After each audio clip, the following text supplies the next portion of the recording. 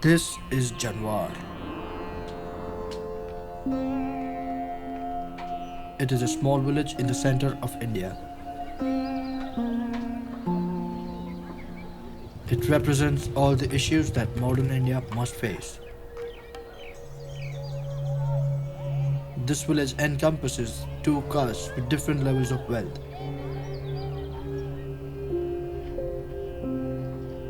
The Yadavs, who own livestock, and the Adivasis, who are forced to forage for firewood in the local forest and sell it in the nearby towns.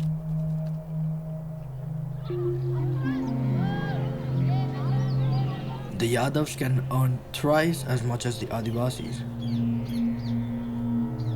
And this caste system means that Indian society remains unequal. जो सियाने लोग हैं 50 साल 40 साल पुराने वाले पुरानी बुराइयां ले लेके ये जलते थे एक आग से। और यहाँ पे जो बड़े लोग हैं ये चाहते हैं कि छोटे लोग उठ नहीं पाएँ, इसलिए नहीं उठ पाएँ। बड़े लोग जो कहते थे, जो पैसे वाले हैं वो सोचते थे कि ये सब हमारे नौकर बन जाएं, ऐसा ये विवाद बनता था।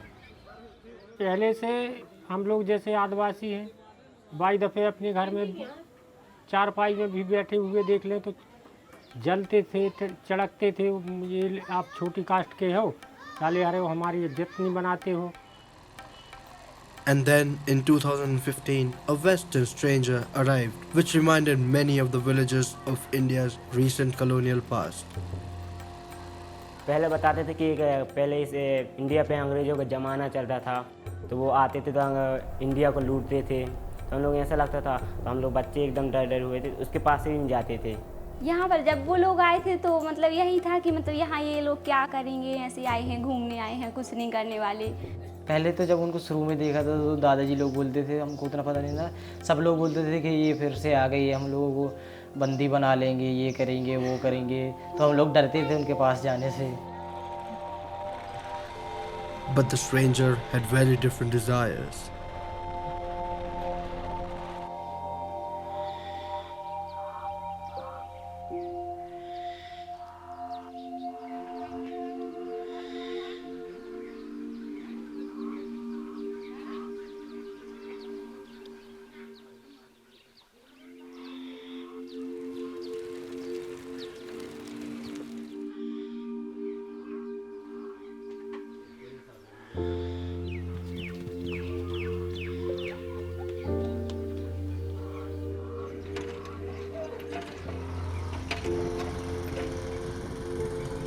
Ulrich Reinhardt came to India for some development work.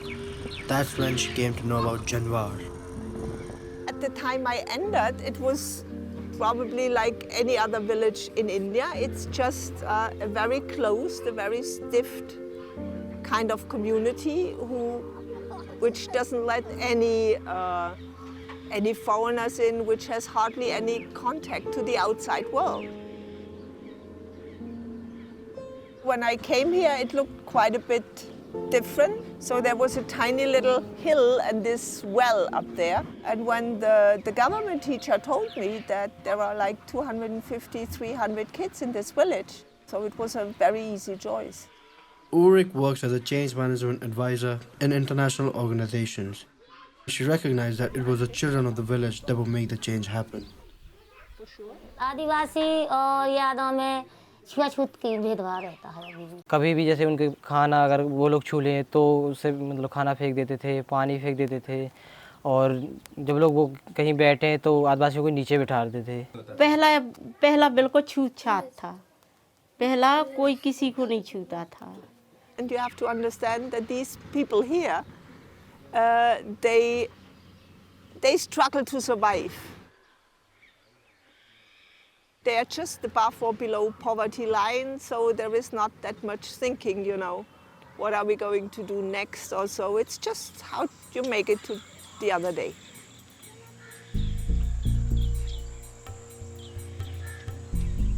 As I was saying, the village was quite a stiff community, so to get such a place out of balance, you need to disturb. What Ulrich had in mind was to shake the very foundation of the village. And so I thought a skate park is a pretty cool disturber. Ulrich set on to build what is currently the largest skateboard park in the country. But the villagers were still surprised and unprepared. बाद में पता चला कि यहाँ पे swimming pool भी बनना है। मैंने देखा कि ऐसा थोड़ी ना स्विमिंग पूल होता है जैसे जो बना रहे हैं। Janwar was about to witness something unbelievable. The culture of skateboarding is really all about counterculture, against the mainstream, finding your own way. So everything which doesn't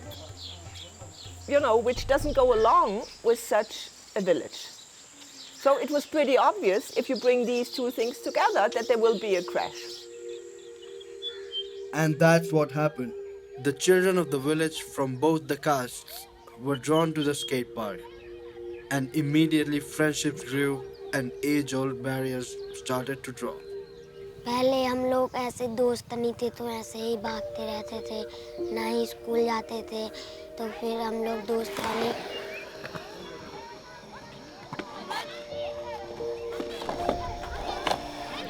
उनने एक काक को समझाया कि अरे स्कूल जाओ कुछ बनोगे। तो ऐसे ही आधे बच्चों ने एक को बताया ऐसे ऐसे, फिर सभी कोई जाने लगा। फिर रूल भी बनाया कि no skateboard, no school, no skateboard. सबको अब ऐसा लगता है कि हम स्कूल जाएं, अगर स्कूल नहीं जाएंगे तो स्केट चलाने को नहीं मिलेगा। फिर हमारा दिन कैसे कटेगा? Adivasis, the lower caste, have embraced the skate park and what it represents. बहुत ड्रेन पीता है हमारा बुढ़ा। वो जाता है ठाकुरन की संग पार्टी करने तो उसकी पीठ ठोकते हैं, कहते हैं यार तूने अच्छा किया, तूने अच्छा किया। ये सब उनको अच्छी खुशी आती है कि जो धन्यवाद देते हैं। तो अब हमारे दिल या हो या उनका दिल हो वो तो अच्छा लगता है कि यार हमको यार सबको ही अच्छा कहता है, ऐसा है। So far, so good. But Ulrich was soon confronted with one more of India's issues. Now this system has started to backfire. That the kids do say no or challenge their parents on certain issues. The skate park has been successful at getting kids to school until they are 14. But the real challenge is getting them educated to 18 in a nearby town where the opportunity is greatly increased. She has developed a bursary scheme to send Karan, one of the skate kids, to the secondary school. जिसकी यहाँ जरूरत है जिसको बाहर क्या है, ऐसे लड़के ले जाओ। पढ़ने की तो उसी की है, इसको तो 4 साल छोड़े होंगे तो वह पढ़ता है। Tell them it's not about sending anyone, it's about sending a very specific kid. नहीं बात सही है, उनका कहना अच्छा है, भी सही कहती है। लेकिन करण की जरूरत है यहाँ के, करण बिना घर नहीं चल सकता हमारा।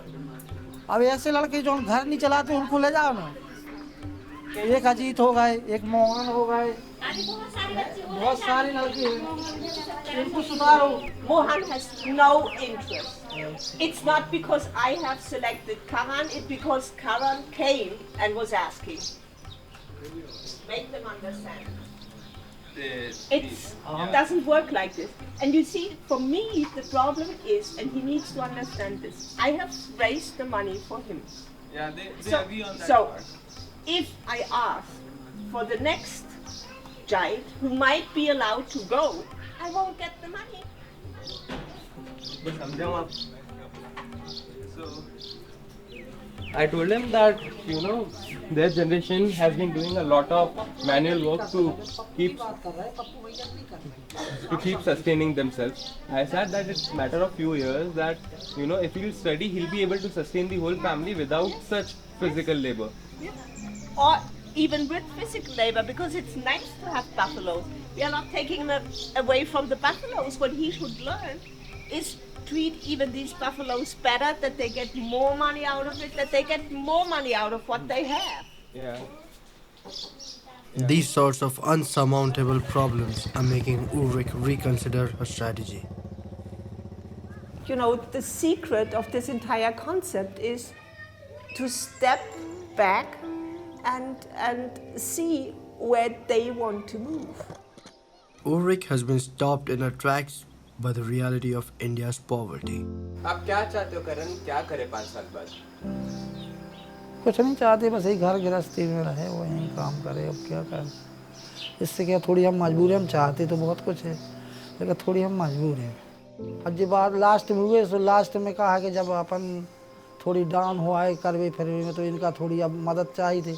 इससे हम उड़ीका जी से बुराई ले ली थी और उनसे हाँ भी कह देते हो, फिर नहीं भी कर देते हैं। It's a frustrating realization that Ulrich is left thinking about the legacy of the skate park. You see, my job here is designed to become obsolete. And this is actually what NGOs should all aim for. If an NGO is no longer needed, then they could fairly say our mission is accomplished. And what about Ulrich's future? I'm an economist and I used to make money as a consultant in driving change processes. And I basically do the same thing here. The direct impact, you know. And this is something very nice, yes. I have to struggle to survive, to make money. No one is paying me. This is a problem. But at the end of the day, I somehow, you know, smuggle through and make it.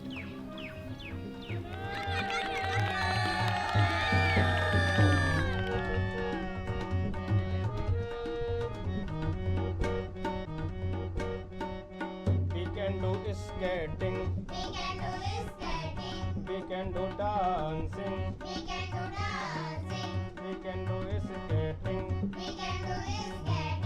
We can do dancing. Nothing impossible. We can do everything.